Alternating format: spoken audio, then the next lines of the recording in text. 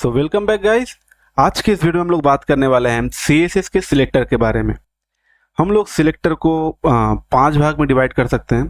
तो सबसे पहला होता है सिंपल सिलेक्टर, फिर होता है कॉम्बिनेटर सिलेक्टर, फिर होता है मतलब सूडो क्लास सिलेक्टर, और फिर होता है सूडो एलिमेंट सिलेक्टर, और फिर होता है एट्रीब्यूट सिलेक्टर।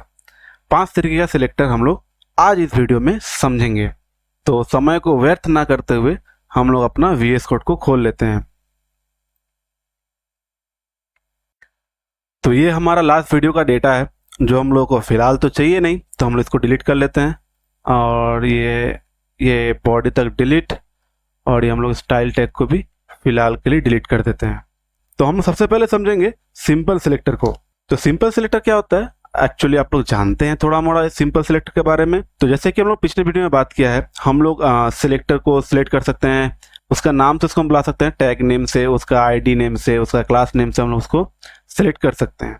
ठीक है, हम लोग ने सिंपल सिलेक्टर को देखा है पिछली कुछ वीडियो में, लेकिन आज इस वीडियो में हम लोग सिलेक्टर को बहुत अच्छे तरीके से समझेंगे और थोड़ा डीप में जाएंगे समझने के लिए, क्योंकि मैं चाहता हूँ आप लोगों के पास जो भी नॉलेज होगा वो एकदम क्लियर हो, आप लोग सिलेक्टर के हर चीज़ के बारे में मालूम हो, हर कैटेगरी के बारे में मालूम हो। सो शुरू करते हैं। तो सबसे पहले हम लोग यहाँ लिखेंगे H1 टैग, और यहाँ पे लिखेंगे सिंपल सेलेक्टर,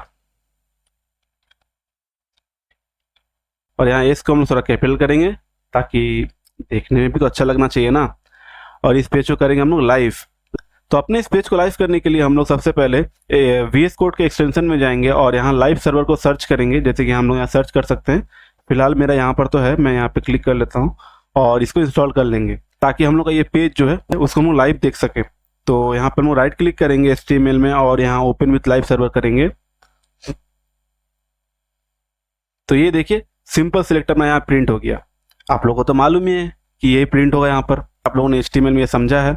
तो अभी हम लोग क्या करना है, हम लोग को सिंपल सिलेक्टर का इस्तेमाल करना है, और इस्तेमाल करते हुए इसका जो कलर है वो चेंज करना है। तो हम लोग CSS का इस्तेमाल करेंगे।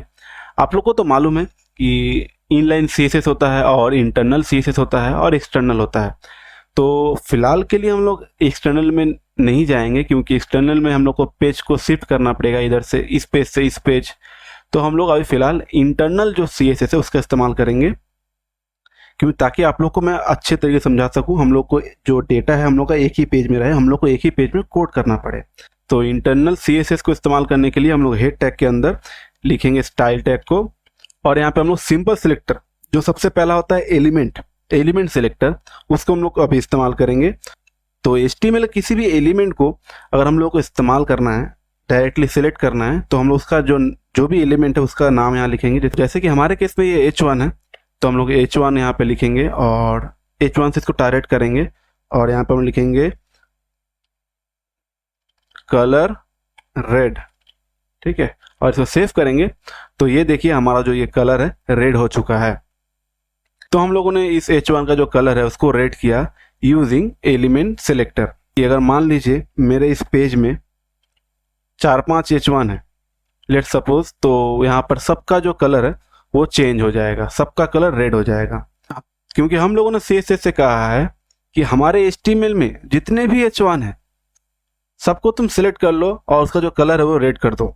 ठीक है, अगर मान लेते हैं कि ये जो H1 है इसको अगर मैं div में लिखूं, से अगर मैं div के अंदर लिखूं, तो आपको क्या लगता है, क्या ये H1 भी रेड कलर का हो जाएगा? जी बिल्कुल, ये H1 भी हमारा रेड कलर का ही रहेगा, क्योंकि मैंने CSS से कहा है जितने भी H1 है सबका कलर रेड कर दो। तो ये हम लोगों ने एलिमेंट सिलेक्टर का इस्तेमाल किया। लेकिन अगर मैं चाहता हूं कि जो div के अंदर जो H1 है सिर्फ उसका जो कलर है वो रेड हो, ठीक है, तो हम लोग यहाँ पे चाहे तो div को भी एक क्लास दे सकते हैं या H1 को दे सकते हैं। एक्चुअली हम लोग इसको अच्छे से समझने के लिए मैं ये पहला H1 ले लेता हूँ। पहला H1 का अगर मैं क्लास दूँ, क्लास ये पे हम लोग ID समझते हैं, तो ID हम यहाँ लिखेंगे ID, और यहाँ पे हम लोग क्लास देंगे लेट सपोज रेड। ठीक है, तो हमने इस H1 का जो है नामकरण कर दिया है, और इसका नाम अब H1 नहीं रह गया, इसका नाम अभी रेड हो गया है। तो अभी हम लोग इसको रेड से कॉल करेंगे। यहाँ पे हम लोग देंगे हैशटैग या हैश या पाउंड, आप लोग कुछ भी बोल सकते हैं। मैं अपने सुविधा के लिए इसको हैशटैग बोलता हूँ, बोलने में भी अच्छा लगता है। तो हम लोग इस हैशटैग का इस्तेमाल करेंगे और यहाँ पर इसको लिखेंगे रेड। ठीक है, क्योंकि ये आईडी है इसलिए हम लोग हैश का इस्तेमाल कर रहे हैं। और तो इसको हम लोग नाम से बुलाएंगे, इसका नाम फिलहाल रेड है और इसको सेव करते हैं। और ये देखिए पहला वाला वो रेड हो चुका है, क्योंकि हम लोगों ने स्पेशली इसको ही रेड किया है, क्योंकि सिर्फ इसका नाम ही रेड है। तो हम लोगों ने आईडी का इस्तेमाल करके HTML के जो एलिमेंट है H1, इसको हम लोगों ने कलर चेंज कर दिया। अब अगर हम मान लीजिए हम लोग क्लास के संग ऐसा करना है, क्लास के संग हम लोग को क्लास लिखते हैं हम लोग सेम रेड, और ये सेकेंड वाला का हमको जो कलर है वो चेंज करना है रेड में। इसका नाम भी रेड ही है और मैंने इसको क्लास जो है वो रेड दे दिया है। तो क्या ये H1 भी चेंज हो जाएगा रेड कलर में? जी बिल्कुल नहीं, ये चेंज नहीं होगा, क्योंकि मैंने यहाँ पे हैश का इस्तेमाल किया है। तो इससे क्या होता है, हैश मतलब आईडी, तो ये सिर्फ आईडी को ही पहचानता है अभी। अब मैं अगर इसको हटा के यहाँ डॉट दे दूं, तब जाके ये इसको पहचानेगा और जो इसका कलर है उसको रेड कर दिया जाएगा। तो हम लोगों ने अभी तक एलिमेंट को डायरेक्ट कॉल किया, आईडी से कलर चेंज किया और क्लास से भी कलर चेंज किया। अब हम लोग को ग्रुप करना है, मान लेते हैं हम लोग ग्रुप करके चेंज करना है। तो मैं क्या करता हूँ, इसका जो क्लास है ना, इसको मैं क्लास दे देता हूँ रेड2 नाम का। ठीक है, अब मैं चाहता हूँ कि इस H1 का जो कलर वो भी रेड2 हो जाए, और सॉरी इस H1 का जो कलर है वो भी रेड हो जाए, और इस H1 का जो कलर है वो भी रेड हो जाए। तो पहला वाला तो ऑलरेडी रेड है, दूसरे वाले को मुझे रेड करना है। या तो मैं ऐसा क्लास रेड दे दूँ तो भी ये ऐसे रेड हो जाएगा, या फिर मैं इसको रेड2 सेव करेंगे। यहाँ पे हम लोग डॉट नहीं दिया, डॉट देंगे हम लोग और इसको सेव करेंगे। और अभी तक नहीं हुआ, क्या बात है। अच्छा यार मैं कितना बोल रहा हूँ, यहाँ पे कॉमा भी लगाना होता है, कॉमा भी लगाएंगे यहाँ पर, और ये हमारा कलर जो है दोनों का दोनों रेड हो गया है। तो आप लोगों ने ये समझ लिया कि ग्रुप करके भी हम लोग इस्तेमाल कर सकते हैं। मान लीजिए कि हम जो डिव है, और डिव को भी हम लोग मान लेते हैं कि हम लोग को उसका जो कलर है वो भी रेड करना है। तो हमने यहाँ पे सिंपल लिख देंगे डिव विथ कॉमा, यहाँ पे हम लोग डिव लिखेंगे और ये देखिए इसका कलर भी जो है रेड हो गया है। तो यहाँ पे हम लोग ग्रुपिंग कर सकते हैं, ग्रुप करके एक बार में एक ही प्रॉपर्टी, मान लीजिए हमको ये एक प्रॉपर्टी 6-7 एलिमेंट को एक साथ देना है। तो या तो मैं वो 6-7 एलिमेंट को सेम आईडी दे दूं, या मैं उन लोगों को ग्रुप कर दूं यहाँ पर और उसको मैं वैल्यू पास कर दूं। तो नेक्स्ट है हमारा एलिमेंट विथ क्लास। मान लेते हैं कि मैंने यहाँ पर 3 H1 लिखा है, तो मैंने यहाँ पे सारे H1 को ऐसे सिलेक्ट कर लिया। मैं चाहता हूँ जो क्लास रेड है, जो H1 का जो क्लास रेड है, तो यहाँ मैं डॉट रेड लिखता हूँ, उसका जो बैकग्राउंड कलर है वो भाई तुम ब्लू कर दो। तो ये देखिए H1 का जो बैकग्राउंड कलर है, जिसका क्लास रेड है, उसको भाई ये ब्लू कर दिया। ठीक है, तो ये हमारा हो गया एलिमेंट विथ क्लास। अब मान लीजिए मैंने एक क्लास बनाया, एक क्लास, जैसे मैंने बनाया फॉन्ट। ठीक है, मैंने एक क्लास बनाया इसका फॉन्ट, जिसका नाम मैंने फॉन्ट दिया, और इसको मैंने कहा इसका जो फॉन्ट साइज हम लोग अभी क्या करेंगे, छोटा करेंगे थोड़ा सा। इसका फॉन्ट साइज मैंने 10 पिक्सल कर देते हैं। मेरे पास एक क्लास है जिसका नाम फॉन्ट है, और उसका जो वैल्यू है वो 10 पिक्सल है, फॉन्ट साइज 10 पिक्सल है।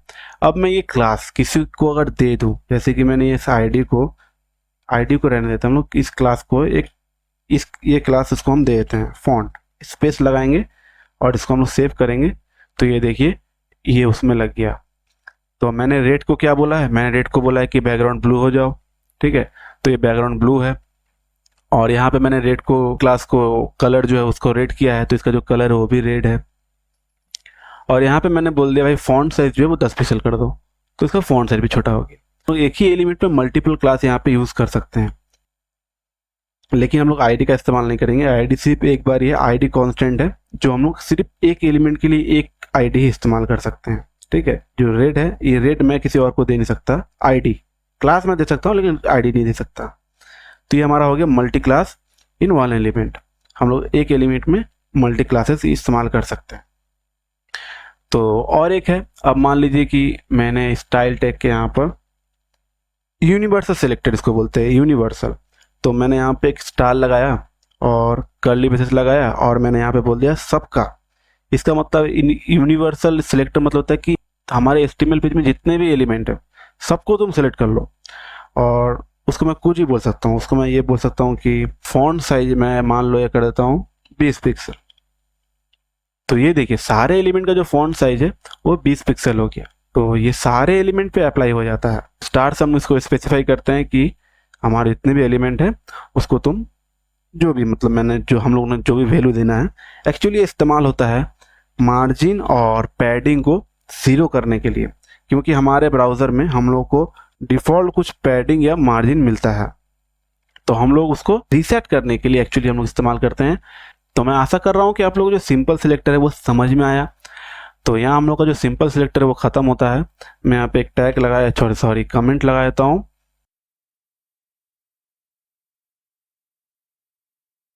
और यहाँ पे हम लोग का जो सिंपल सिलेक्टर है वो ख़त्म हो गया। हम लोग ने समझ लिया सिंपल सिलेक्टर को। अब हम लोग देखेंगे कॉम्बिनेटर सिलेक्टर को, जो कि इस्तेमाल होता है दो सिलेक्टर के बीच का जो रिलेशन है उसको बताने के लिए। हम लोग एग्जाम्पल के साथ ये समझेंगे। तो पहले मैं यहाँ पे एक कमेंट लगा देता हूँ।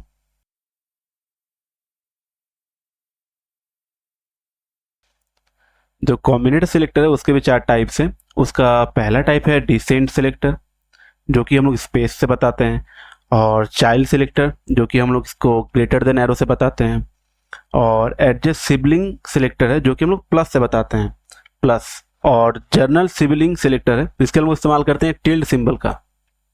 तो आइए इसको अच्छे से हम लोग समझते हैं। तो सबसे पहले हम लोग स्पेस को समझेंगे। तो मान लेते हैं हम लोग यहाँ पे एक पी लिखते हैं, पैराग्राफ टैग लेते हैं, और यहाँ पे हम लोग लॉरेम लेट्स से 5, ये हो गया हमारा डेमो टेक्स्ट। तो इसको हम लोग सेव करते हैं, और ये हमारे ब्राउज़र में यहाँ प्रिंट हो चुका है। हम लोग क्या काम करते हैं, हम लोग सिंपल सिलेक्टर तो समझ गए हैं, तो हम लोग क्या इसको कमेंट कर देते हैं ताकि हम लोग को थोड़ा सा कन्वीनियंट हो समझने में, थोड़ा सा साफ साफ लगना चाहिए सब कुछ ना। और एक्चुअली मैं क्या करता हूँ, इस टेक्स्ट को ना हटा देता हूँ, थोड़ा सा अजीब लग रहा है। मैं यहाँ पर यही लिख देता हूँ ताकि थोड़ा सा क्लियरिटी रहे। ये सही है। तो हमारा ये हो गया पैराग्राफ, ठीक है। और इसको हम डिफ के अंदर ना रैप कर देंगे। तो हम यहाँ लिखेंगे डिफ, और इसको उठा के हम लोग यहाँ कॉपी और यहाँ पेस्ट कर देंगे। सॉरी चलिए कोई बात नहीं, हम लोग को और एक चाहिए, हम लोग इसको यहाँ पेस्ट कर देते हैं। और तो यहाँ पे हम लोग देखते हैं अभी, तो हमारे पास एक डिव है जिसके अंदर 2 पैराग्राफ है। तो मान लीजिए मैं यहाँ पे क्या करूँगा, एक स्पैन लगा दूंगा, ठीक है। और स्पैन में मैं इस सेम चीज़ को मैं यहाँ कॉपी करके यहाँ डाल देता हूँ। तो हम लोग के पास क्या है, एक डिव है, जो डिव के अंदर हम लोग के पास 2 पैराग्राफ है और एक स्पैन है। तो हम लोग अभी चाहते हैं डिव के अंदर जो पी है, जो पैराग्राफ है, वो उसका जो कलर है हम लोग रेड करना चाहते हैं। तो अभी हम लोग क्या करेंगे, इस कॉम्बिनेटर का इस्तेमाल करेंगे, कॉम्बिनेटर सिलेक्टर का। तो यहाँ पर हम लोग क्या करेंगे, यहाँ पे हम लोग सबसे पहले लिखेंगे डिव, और यहाँ बंद कर देंगे। तो पहले हम लोग क्या कर सकते हैं, हम लोग ऐसे कर सकते हैं कलर रेड, और सेव करते हैं, और ये देखते हैं हम लोग यहाँ पे देखिए डिव का जो कलर है वो तो चेंज तो हो गया, लेकिन इसके अंदर एक स्पैन था, वो स्पैन भी चेंज हो गया। हम लोग को चाहिए नहीं, डिव के अंदर जो पी है वो चेंज होना चाहिए, मतलब पैराग्राफ जितना भी वो चेंज हो जाए। तो हम लोग यहाँ पे इस्तेमाल करेंगे डिसेंडेंट सिलेक्टर का, जो कि है स्पेस। बस हम लोग एक स्पेस देंगे और यहाँ लिखेंगे पी। डिव के अंदर जो भी पी है, मतलब पी टैग है, उसका जो कलर है वो तुम रेड कर दो। इसका मतलब हम लोगों ने CSS से यही कहा कि डिव के अंदर जो भी पी है उसका जो कलर है रेड कर दो। और हम लोगों ने यहाँ पे सेव किया, और ये देखिए डिव के अंदर ये 2 पी है हमारे पास। देखिए यहाँ पर पहला ये बीच में स्पैन है, फिर और एक पी है। तो हमारा जो स्पैन है उसका जो कलर है चेंज नहीं हुआ, हमारा पी का जो कलर है वो चेंज हो गया। अब हम लोग चाहते हैं कि नहीं पी का ना हो, स्पैन का हो जाए, तो बस यहाँ पे हम लोग स्पैन लिख देंगे, सॉरी स्पैन लिख देंगे, और यहाँ पे करेंगे सेव। तो ये देखिए सिर्फ स्पैन का जो कलर है वो चेंज हो गया है रेड में। और हमारा नेक्स्ट जो है वो है चाइल्ड सिलेक्टर, ठीक है। अब मान लेते हैं कि ये तो हो गया हमारा डिसेंडेंट सिलेक्टर, जो कि हम लोग स्पेस से बताते हैं, मतलब एक स्पेस देंगे तो वो हो जाएगा। अभी हम लोग क्या करेंगे कि हम लोग समझेंगे चाइल्ड सिलेक्टर क्या होता है। तो मान लेते हैं मैंने यहाँ पे लिखा डिव, जैसे कि हमारे पास एक डिव है, और हमने ग्रेटर देन का एल साइन दिया, और हमने लिखा पी, और हम लोग चाहते हैं कि जो इसका बैकग्राउंड है, बैकग्राउंड कलर जो है वो ग्रीन हो जाए। तो ये देखिए हम लोगों ने कहा तो div के अंदर जो चाइल्ड है p, उसका जो कलर है उसका जो बैकग्राउंड कलर है उसको ग्रीन कर दो, तो ये ग्रीन हो गया। तो आप लोग बोलोगे यार ये तो सेम है यार, डिसेंडेंट सिलेक्टर जो था वो भी सेम है और ये भी सेम है। जी बिल्कुल सेम नहीं है, एक्चुअली लगता है सेम है लेकिन सेम नहीं है, क्योंकि हम मान लेते हैं कि अगर ये स्पैन है, अगर स्पैन के अंदर हम लोग एक पी टैग लगा, तो कहाँ गया मेरा पी, VS कोड शॉर्टकट कभी कभी देता नहीं है, समस्या हो जाता है। मैंने इसको यहाँ से कट किया और यहाँ पे मैंने इसको पेस्ट किया। हाँ, तो ये स्पैन है, उसके अंदर मेरा एक पी है। तो मैंने क्या बोला है, डिव के अंदर जो पी है उसका जो कलर है ग्रीन कर दो। तो क्या लगता है, ये हमारा डिव है, उसके अंदर एक 2 पी है, एक्चुअली 3 पी है, तो क्या तीनों का जो कलर वो चेंज हो जाएगा? बिल्कुल नहीं, बिल्कुल नहीं, क्योंकि मैंने बोला है कि डिव के अंदर जो है, डिव का जो चाइल्ड है, तो मान लेते हैं ये जो डिव है हमारा एक पेरेंट है, और ये पैराग्राफ स्पैन और ये पैराग्राफ, ये तीनों इसके जो है चाइल्ड है। तो मैंने यहाँ पे बोला है डिव के अंदर जो पी है, पी नाम का जो चाइल्ड है, मतलब इस एरो का मतलब होता है चाइल्ड, ठीक है। तो डिव के अंदर जो पी नामक जो चाइल्ड है उसको तुम सिलेक्ट कर लो और उसका जो बैकग्राउंड है उसको ग्रीन कर दो। स्पैन तो उसका चाइल्ड है लेकिन ये पी नहीं है, पी तो इसके अंदर है, तो ये पी जो है वो इस स्पैन का चाइल्ड है, ठीक है। तो इसलिए पी जो है सिलेक्ट नहीं होगा।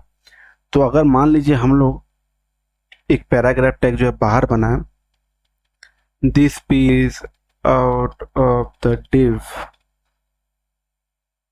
तो क्या लगता है ये जो पी है, ये जो पैराग्राफ है, इसका कलर भी क्या, इसका जो बैकग्राउंड कलर है वो भी क्या ग्रीन होगा? जी बिल्कुल नहीं होगा, क्योंकि ये डिव के बाहर है। मैंने यहाँ बोला डिव के अंदर जो चाइल्ड है पी नामक, उसको सिलेक्ट करो, ना कि बाहर वाले को। तो मैं आशा करता हूँ आप लोगों को ये चाइल्ड सिलेक्टर जो है वो समझ में आ गया। तो अब हम लोग देखने वाले हैं एडजेसेंट सिबलिंग सिलेक्टर। तो उसका इस्तेमाल करने के लिए हम लोग प्लस साइन का इस्तेमाल करते हैं। तो मान लेते हैं कि ये जो डिव है, ठीक है, मैंने यहाँ पर ये डिव लिखा है, इसके बाहर एक पी है। अब मैं चाहता हूँ कि इस डिव के ठीक बाहर जो पी है, ये मान लीजिए 2-3 बार मैं और लिख देता हूँ, ठीक है, वो भाई उसका जो कलर है बैकग्राउंड कलर ग्रीन हो जाए, ग्रीन रखता हूँ। तो इसको हम लोग प्लस कर देते हैं, बस यहाँ पर हम लोग अगर प्लस कर देंगे तो देखिए यहाँ पर क्या होता है। तो पहले आप लोग देखिए, 1 मिनट में तो छोटा कर दूं, कि ये तो हमारा डिव है, इसको मैं क्या स्पैन जो है इसको मैं से कमेंट कर देता हूँ। तो ये हमारा डिव है, डिव के अंदर 1 2 3 पी है, जैसे 1 2 3, ये 3 पी हमारे जो है डिव के अंदर है। ये यहाँ पे डिव बंद हो रहा है, तो ये डिव के अंदर है हमारे 3 पी। तो मैंने यहाँ बोला है डिव प्लस पी, उससे क्या होता है, तो जो डिव है हमारा उसके बाद जो ठीक पहला पी है, तो उसका जो बैकग्राउंड कलर उसको तुम ग्रीन कर दो। ये हम लोगों ने बोला है, क्योंकि जो प्लस साइन है, जो एडजेसेंट सिबलिंग सिलेक्टर है, उसका काम क्या है, उसका काम यही है। तो मान लीजिए मैंने स्पेसिफाई किया कि ये डिव है, ये कुछ और भी हो सकता है, ठीक, लेकिन हमारे इस केस में ये डिव है, तो मैंने यहाँ पे डिव लिखा और उसके बाद लिखा मैंने प्लस, उसके बाद लिखा मैंने पी। तो मैंने इसको बोला जो डिव है उसके बाद जो पहला पी है तो उसका जो कलर है, उसको बैकग्राउंड कलर उसको तुम ग्रीन कर दो। तो एडजेसेंट सिबलिंग सिलेक्टर का काम यही है। तो मैंने जो स्पेसिफिक एलिमेंट दिया है उसके ठीक बाद वाले एलिमेंट को वो सिलेक्ट कर लेता है। तो जैसे कि मैंने यहाँ पे डिव प्लस पी दिया है, लेकिन अगर मान लीजिए मैं यहाँ पे एक बीच में स्पैन लगा देता हूँ, ठीक है, मैं कुछ नहीं लिखता हूँ, मैं स्पैन लगा देता हूँ, देखिए कुछ नहीं हुआ, क्योंकि डिव के ठीक बाद जो पी है वो है ही नहीं, वो पी नहीं है, वो स्पैन है, तो इसलिए कुछ सिलेक्ट नहीं हुआ। लेकिन मैं डिव की जगह पे यहाँ पे मैं अगर स्पैन कर दूं तो ये देखिए 2 हो गए, क्योंकि पहला स्पैन तो यहाँ पर है, इसलिए इसके बाद वाला जो है वो सिलेक्ट हो गया, और यहाँ पे एक स्पैन है जिसके बाद ये एक पी है जो कि सिलेक्ट हो गया और उसका जो बैकग्राउंड है ग्रीन हो गया। तो मैं आशा कर रहा हूँ आप लोगों को एडजेसेंट सिबलिंग सिलेक्टर के बारे में भी समझ में आ गया होगा। उसके बाद आता है जनरल सिबलिंग सिलेक्टर। तो जनरल सिबलिंग सिलेक्टर का जो साइन है तो ये टिल्ड साइन है। तो इस सिलेक्टर से क्या होता है, मान लीजिए मैंने इसको बोला स्पैन टिल पी, ठीक है, तो ये क्या करेगा, स्पैन के बाद जितना भी पी है उन सबको सिलेक्ट कर लेगा। ये देखिए जितना भी पी है उस सबको सिलेक्ट कर लेगा स्पैन के बाद। तो जैसे कि यहाँ पे एक स्पैन है हमारा, यहाँ पर एक स्पैन है, तो इस स्पैन के बाद देखिए एक पी है और उसके बाद सब पैराग्राफ टैग ही है। मान लीजिए मैंने यहाँ पे और एक स्पैन नहीं है, डिव लगा देता हूँ और मैं यहाँ पे डिव लिखूँ और इसे सेव करूँ, तो ये देखिए यहाँ डिव लिखा हुआ आ गया, लेकिन उसके बाद भी जो पैराग्राफ है वो सिलेक्ट किया गया है, उसको छोड़ा नहीं गया है। लेकिन अगर मैं इसको एक डिव के अंदर बंद कर दूं तो क्या है उसके बावजूद भी ये पी जो है उसका बैकग्राउंड कलर ग्रीन रहेगा? जी बिल्कुल नहीं, क्योंकि ये मैंने बोला है स्पैन के बाद जो भी पी है, तो स्पैन के बाद ये इतना ही पी है, क्योंकि इसके बाद जो है वो तो डिफ के अंदर है ना, तो उसको सेलेक्ट नहीं किया जाएगा। तो हम लोग ने अभी जर्नल सिबलिंग सेलेक्टर के बारे में भी समझ लिया। तो अब चलते हैं, हम लोग बात करते हैं जो सूडो क्लासेस है। अभी हम लोग सूडो क्लास सिलेक्टर के बारे में बात करेंगे। तो मैं क्या करता हूँ, इसको कर देता हूँ मैं कमेंट। तो अभी हम लोग यहाँ से सूडो क्लासेस को समझेंगे। तो सूडो क्लासेस जो तो क्या होता है, पहले हम लोग ये समझ लेते हैं। तो सूडो क्लासेस जो है उसका इस्तेमाल हम लोग करते हैं एक डिफरेंट स्टेट में। जैसे कि मैं चाहता हूँ कि एक बटन है, उसके ऊपर अगर कोई होवर करे, मतलब अपना माउस लेके जाए, तो हो सके उसका जो फॉन्ट चाहिए वो चेंज हो जाए, या उसका कलर चेंज हो जाए, या मैं कुछ चाहता हूँ कि कुछ हो उस बटन के ऊपर या उस टेक्स्ट के ऊपर, अगर कोई अपना माउस ले जाता है तो कुछ हो, वो मैं चाहता हूँ। तो उसके लिए मैं इस्तेमाल करता हूँ होवर का, और भी सिलेक्टर से मैं आपको बताऊंगा, ठीक है। तो उसको बोलते हैं सूडो क्लासेस, ठीक। तो इससे हम लोग विजिटेड लिंक, अनविजिटेड लिंक को जो है उसको स्टाइल कर सकते हैं। जैसे मान लीजिए आप लोगों ने बहुत सारा वेबसाइट को यूज किया है, तो मान लीजिए आपने किसी एक लिंक के ऊपर क्लिक किया है और एक पेज में गए, और वापस फिर जब उस पेज में आते हैं तो उसका वो जो लिंक होता है, उस लिंक का जो कलर होता है वो चेंज हुआ रहता है। वो हो सकता है वो पहले ब्लू था, अभी हो सकता है वो रेड हो या ग्रे हो जाए, ठीक है। तो इससे हम लोग को समझ में आता है कि हम लोगों ने इस लिंक के ऊपर क्लिक किया था। तो उसको स्टाइल करने के लिए हम लोग सूडो क्लासेस का इस्तेमाल करेंगे। तो फिर कुछ एग्जाम्पल के साथ हम लोग समझते हैं। तो सबसे पहले हम लोग लेते हैं एक एंकर टैग, और इस पर हम लोग कोई लिंक नहीं देंगे, ठीक है। और यहाँ पर लिख देंगे आई एम अ लिंक, ठीक है। तो हम लोगों ने यहाँ पर एक एंकर टैग लिया है, और एंकर टैग लेने के बाद हमने यहाँ पे सेव करेंगे। और यहाँ देखिए हम लोग का जो लिंक है आई एम लिंक, ये तो यहाँ प्रिंट हो गया। जब मैं इस पर क्लिक करता हूँ ये पर्पल हो गया, ठीक है। तो इसका डिफॉल्ट बिहेवियर है। मैं चाहता हूँ कि नहीं ये पर्पल ना हो या कुछ और कलर हो जाए, राइट। मैं चाहता हूँ कि इसके ऊपर होवर करने से कोई कलर आ जाए। तो मैं इस पर जब क्लिक कर रहा हूँ तो ये रेड हो जा रहा है, ठीक है। तो मैं ये नहीं चाहता हूँ, ये इसका डिफॉल्ट बिहेवियर है, मैं उसको चेंज करना चाहता हूँ यार, मुझे वो पसंद नहीं आ रहा है। तो हम लोग क्या कर सकते हैं, हम लोग यहाँ पे इस्तेमाल करेंगे सूडो क्लासेस का। तो सबसे पहले हम ले लेंगे ए कोलन लिंक। तो ए कोलन जो लिंक है ये अनविजिटेड लिंक के लिए इस्तेमाल होता है। जैसे कि अभी तक उस लिंक पे कोई क्लिक किया नहीं है। जो कलर मैं चाहता हूँ वो मैं चाहता हूँ कि येलो हो, क्योंकि डिफरेंस समझ में आना चाहिए ना।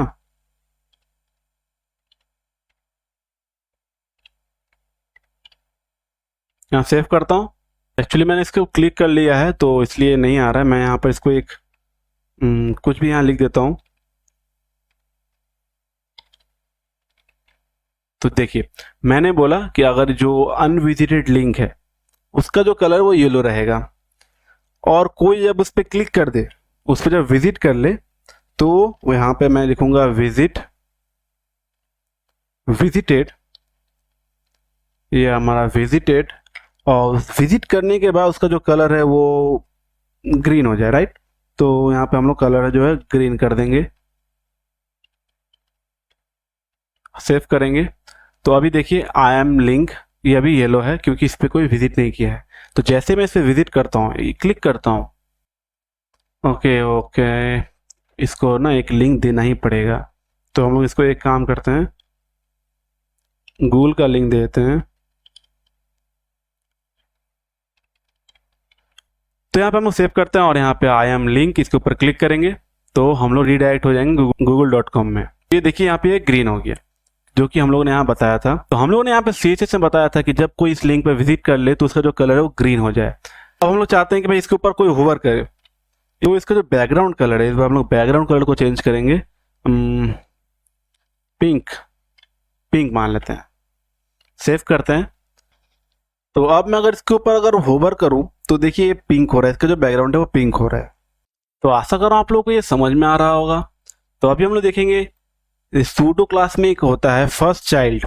मान लेते हैं हम लोग के पास एक पी है, एक पैराग्राफ लिखेंगे, पैराग्राफ में आई एम पी लिखता हूं मैं, जस्ट फॉर एग्जांपल। इसको मैं क्या करता हूं, कमेंट कर देता हूं। तो ये देखिए आई एम पी तो यहाँ पे आ गया। इसको मैं रेप्लिकेट कर लेता हूँ 2-3 बार, 4 बार कर लिया मान लीजिए मैंने। और यहाँ पर 2 को मैं क्या करूँगा, डिफ के अंदर रैप कर देता हूँ। तो देखिए फर्स्ट चाइल्ड जो है कैसे काम करता है। अगर मैं यहाँ पर style dot C S S में आऊँ, मैं अगर इसको ऐसे बोलूँ कि पी फर्स्ट चाइल्ड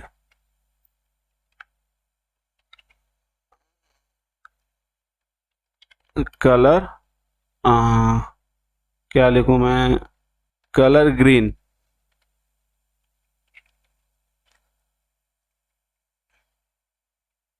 इसको मैं अगर सेव करूं और यहाँ पे देखिए इसका जो कलर है वो भी ग्रीन हो गया और इसका कलर भी ग्रीन हो गया, क्योंकि हमने कहा यहाँ पे जो पी है, पी का जो फर्स्ट चाइल्ड है, मतलब अपने आप को भी ले लो और डिफ के अंदर जो पहला है उसको भी ले लो, कोई भी एलिमेंट, इसका मतलब होता है कोई भी एलिमेंट के अंदर अगर पी है, अगर शुरुआत में पी है तो वो उसको सिलेक्ट कर लेगा। तो आशा करता हूँ आप लोगों को ये फर्स्ट चाइल्ड भी समझ में आ गया होगा।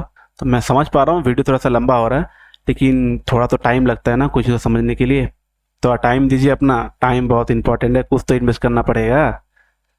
तो नेक्स्ट है हमारा सूडो एलिमेंट सिलेक्टर। इसको मैं यहाँ पे ऐसे, ये डिफ किस लिए यहाँ पर है यार,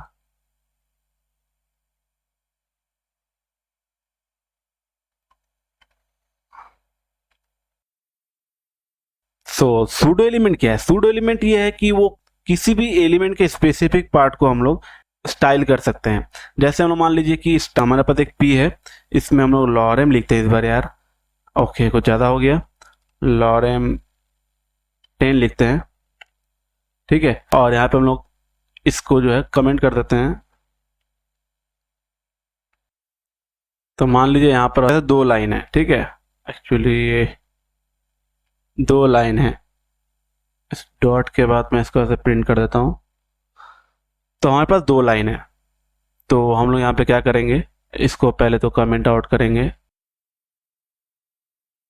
तो हम लोग अभी समझेंगे सूडो एलिमेंट सिलेक्टर के बारे में। तो हम लोग यहाँ लिखेंगे P P first line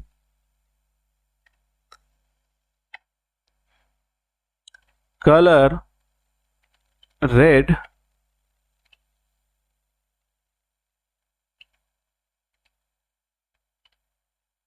font size 20 pixel, save करेंगे।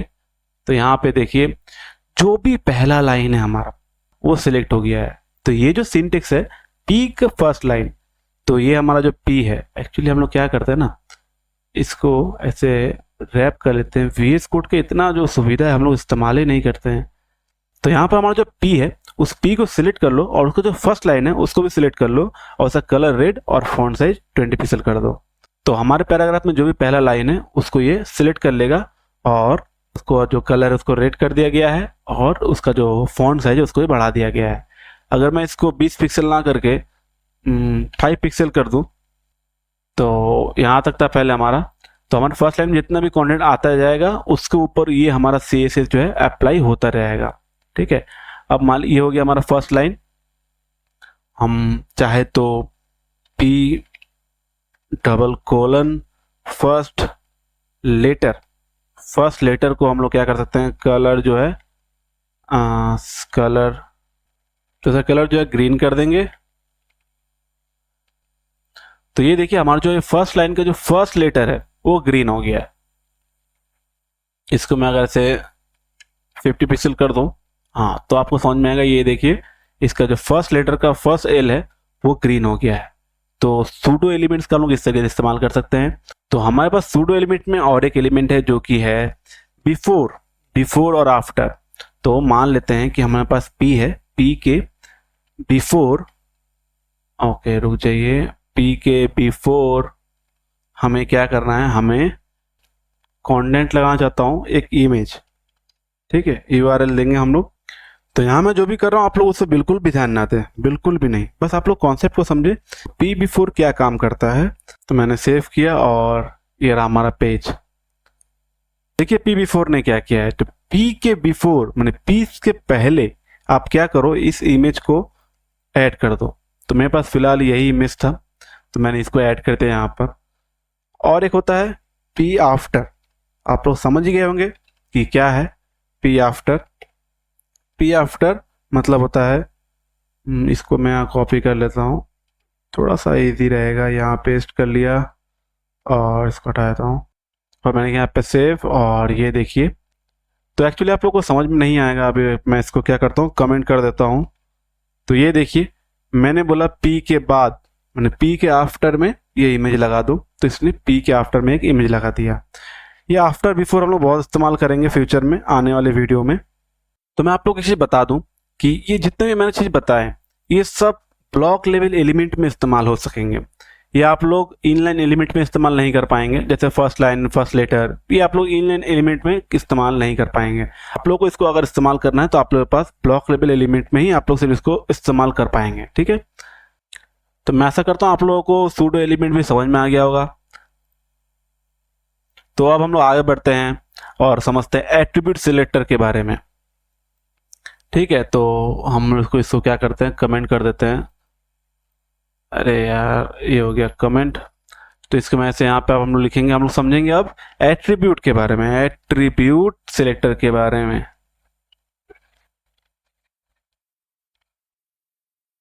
तो सबसे पहला क्वेश्चन आपका होगा कि एट्रीब्यूट सिलेक्टर है क्या।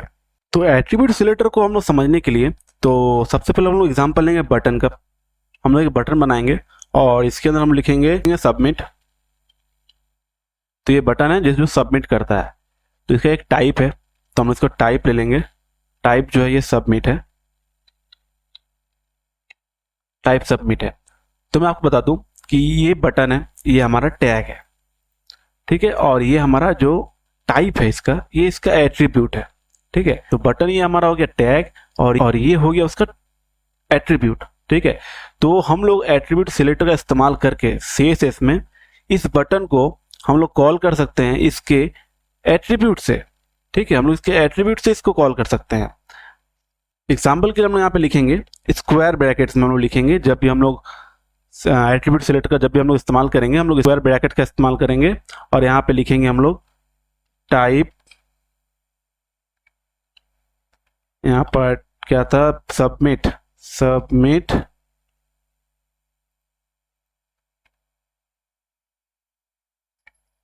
Type submit. ओह क्या यार,